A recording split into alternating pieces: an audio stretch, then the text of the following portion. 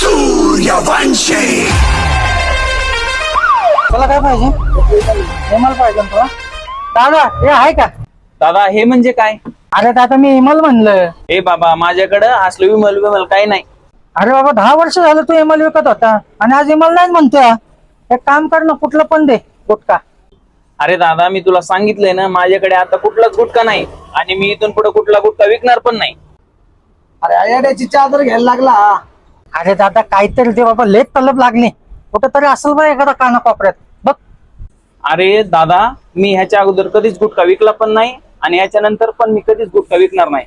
याचं कारण म्हणजे सध्या महाराष्ट्रामध्ये अन्न व प्रशासन आयुक्त IAS तुकाराम मुंडे साहेब आलेत आणि त्यांनी ना गुटखा विकणाऱ्यांचे धाबे दणानून सोडलेत.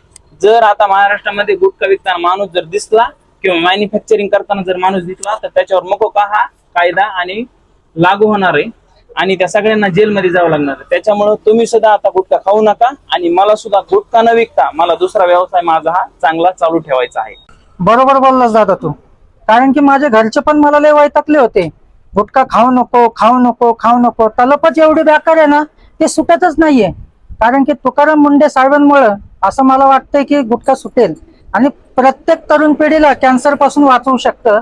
असं प्रत्येक राज्यात, प्रत्येक देशात आणि संपूर्ण महाराष्ट्रात असा तुकाराम मुंडे साहेब असा प्रत्येक जिल्ह्यात असलाच पाहिजे.